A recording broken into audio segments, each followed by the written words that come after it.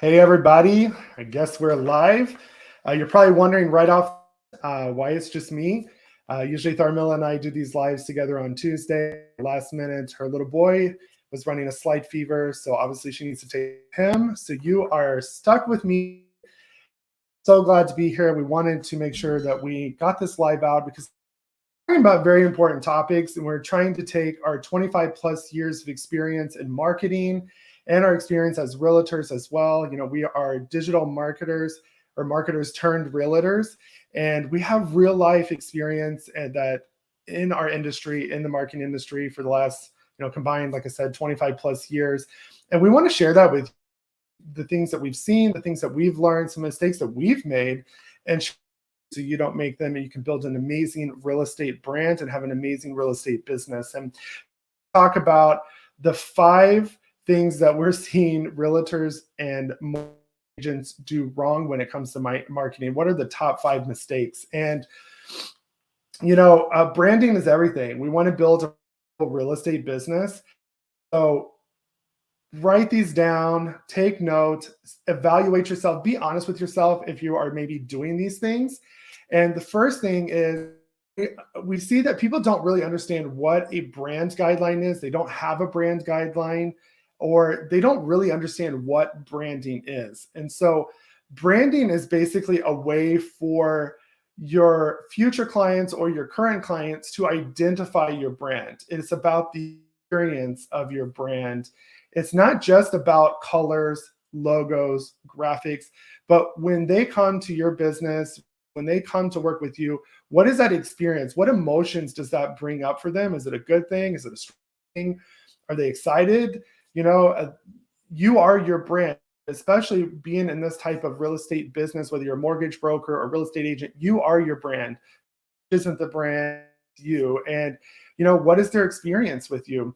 And it all starts with market research. You need to know who your client is. You need to picture them. You need to have a vivid understanding of who they are, what they drive, what kind of house they're wanting, what's their salary, what's their income, what's their family, like everything that you can possibly envision about them. Write that down. And then think about what would attract, why would they be attracted to you, and understanding out why customers would or clients would want to come to you. And that you have a strong brand that builds confidence in them, because brand loyalty is everything. My parents have been using brands for years, and they can't give you a reason why. They trust it, they like it, and they're not going to change for anything. And brand loyalty is something to strive on building, and that comes based on that experience and that trust that they get from you, not by the colors of your thing like that. And at least my second point is people to put too much emphasis on a logo. They don't understand a logo and its place in your business. Your logo is not your brand. Again, the experience and you are the brand. It's a part of your brand, and it's an important aspect of your brand because it's a quick way for your audience to identify you, especially if it's a graphic or promotion. Maybe you have a billboard. Obviously, your face is going to be on it. But if your face is not present for them to identify you, then your logo is a secondary. They're going to be able to get that feel. We memorize logos. So it's an important part, but it's not the first place you start. And we see that over and over again, that people are starting with logos, color, fonts, but that is not. You need to do that brand research because it's going to dictate on what your brand looks like. Because if you're high luxury, you're not going to use certain colors. You're not going to use fuchsia, But if you're more casual and fun, you use more vibrant colors. So understanding that is key to a big brand. And my third point is a lot. I'm guilty of it, like in my earlier marketing days, because you're trying to figure out what works.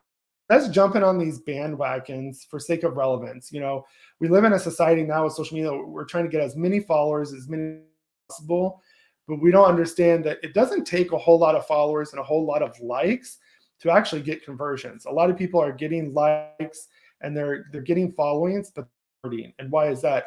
Because a lot of times they jump on these bandwagons and to get likes and follows, but there's no real value. There's no real call to action to it. And I'll give you a good example. If you're used to doing content or even TikTok, okay, and you're used to giving education, 3 tips on buying a home, and you're used to talking and explaining those things, and all of a sudden your content that people are used to and that they're liking and that's working, you switch over to these dances or to all this pointing thing, and but that's not a part of your personality. You've just totally brand. You've taken your brand in a different direction. And usually it's for a short period of time. If you feel uncomfortable doing those dances and all those moving and using all that music, don't, because your brand should reflect your and who you are, because that's what people are going to be working with. So just stick to what is you. If it doesn't fit in your personality, sometimes we do have to get outside of our comfort zone, but if it goes against who you are and your personality, don't do it. It's not worth it. Stick to your brand and that brand guideline to attract those people you are trying to attract. Number 4, I'm bad about this. I already here today. Oh my goodness. So, but this is stuff that we're trying to be real with the mistakes we made and the mistakes we see. And number 4 is just not proofreading. A lot of times when it's my stuff, I know what it's supposed to say. God, I got to quickly get it out because I got more work to do. And when I work with clients, whether it's on the marketing side or helping a client with an offer, I take my time because, one wrong thing could really bring down a deal or trust in your client. But sometimes when it's our stuff, we overlook it. And our brain is very powerful. We know what it's supposed to say. You've seen the things on social media where they start with the letter it's the word starts with and ends with, but they letters in the middle and you can still read it really quick.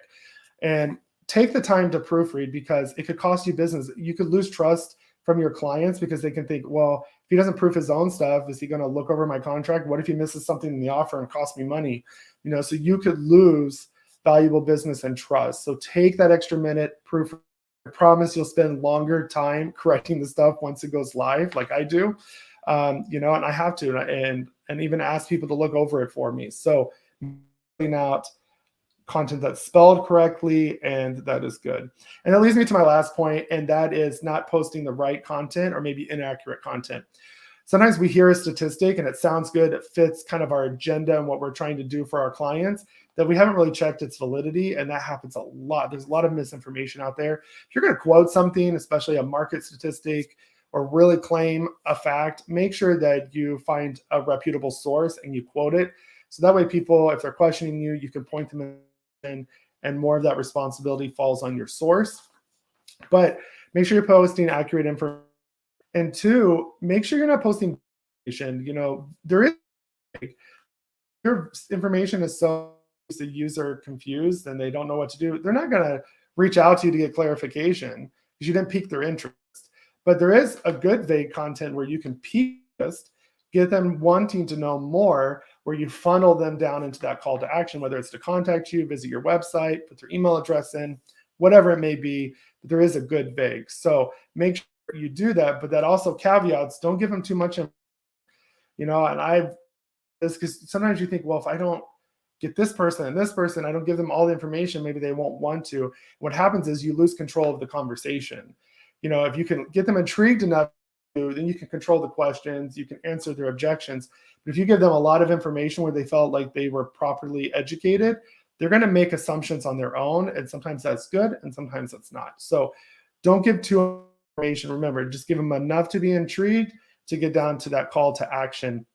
And, points are great, but how do we kind of avoid that, especially with content? Content is one of the most important things out there. There's a lot of realtors that are posting just to post.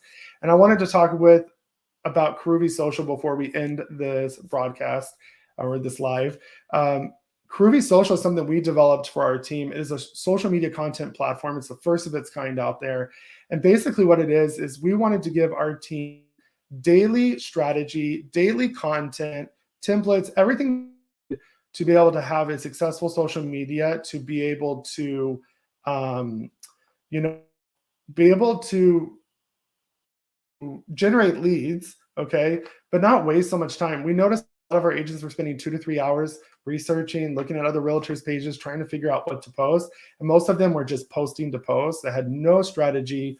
They weren't growing followers, and they weren't spending time on income producing activities. So we came up with Groovy Social, which is a daily planner that gives you daily content. And I'm going to share my screen here. So probably going to see it pop out here for a second. And so with Karuvi, what we can do is we have daily social media content. We can put it on autopilot. You get access to daily strategy, templates, hashtags, everything you need to do, and make it customizable to your brand. So if you're a realtor out there purchasing a lot of templates, those templates don't have strategy, and you're starting to look like other people's channels. Even if you customize the colors, there's no real strategy behind the content. And everything you post needs to have purpose and something actionable. And this will do it for you. It's so easy to use. We give you 7 days free. I will literally tell you, just go sign up for the 7-day trial. You can come here, try it for free, sign up. There's literally a little over 2.5 months worth of content right now at any given point in time. You can literally just take that 7-day trial, get that 2 months of content, download it, and cancel it. Why do I say that? It's because I know you're not going to cancel it, because this is a valuable resource. We've saved some of our agents 10 to 12 hours a week in social media that's given that back to their business. So just wanted to give you guys a resource out there. Try it. And if you do sign up, it's inexpensive. It's $49 a month. You will pay more for a marketing company to do it, and they're doing the exact same thing. And this is truly effective. And lastly, I wanted to end with, if you are kind of lost with branding and marketing, and you're not sure what to do, head over. Tharmila and I, co-owners of a marketing company for the real estate industry, real estate professionals, and we offer branding, social media. We can help you by consulting and coaching and marketing, video editing, web design. We have KV Core. We even have some courses that are out in with KV Core that Tharmila has released, and I'll put all that information in the description below. But whatever you need help with, we've got you covered. Please reach out to us. Be sure to subscribe to our YouTube channels. Wherever you're seeing this, make sure you're following us. Make sure you give this video a like. And we want to hear from you. So put down in the comments below, what your thoughts are, what you would like to hear and know, maybe new topics that you would like to see, or some questions maybe that, and we want to hear from you. So put those comments down there. Reach out to us. We'd love to hear from you. And we do these lives every Tuesday. Again, we're trying to share our 25 plus years of experience in marketing. And we hope this helps. And we will see you next week. So thank you for tuning in.